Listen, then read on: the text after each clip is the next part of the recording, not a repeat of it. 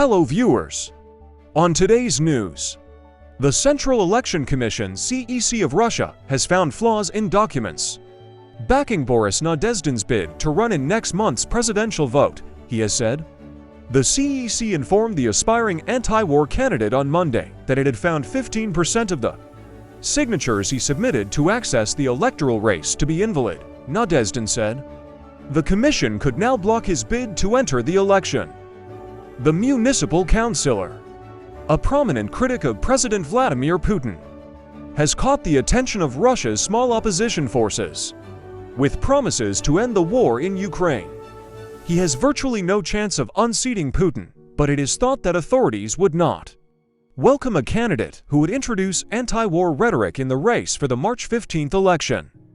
Nadezdin, running on the ticket of the small center-right Civic Initiative Party, last week submitted the 100,000 signatures required to register. However, the CEC does not tolerate more than a 5% error. The CEC working group reported 15% of defects in the signatures that I have submitted on January 31st, Nadezdin said on his Telegram channel. Such a level of invalid signatures would provide grounds for the CEC to disqualify him from running.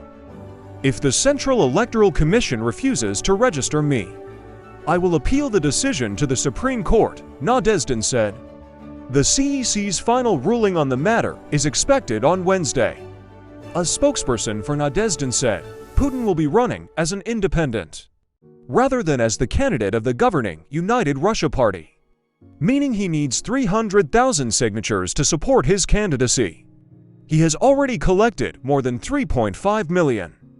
According to his supporters, it is thought virtually certain that Putin will win re-election to extend his rule over Russia for at least another 6 years.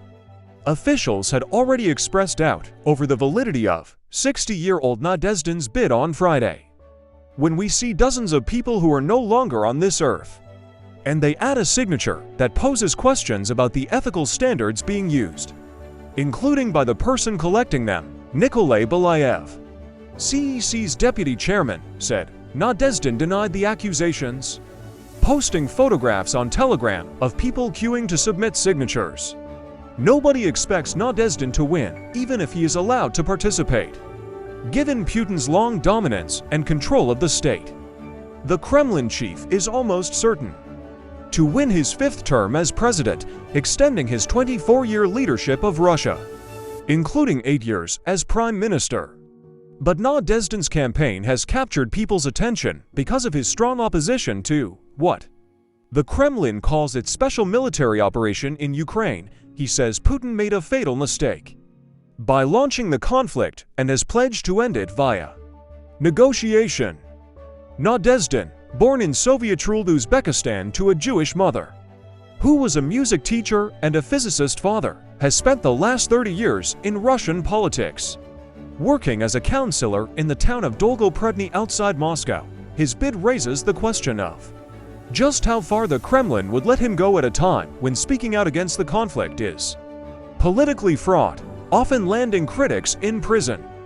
Putin has not allowed real electoral opposition in his 24-year rule, with rivals such as opposition leader Alexei Navalny behind bars.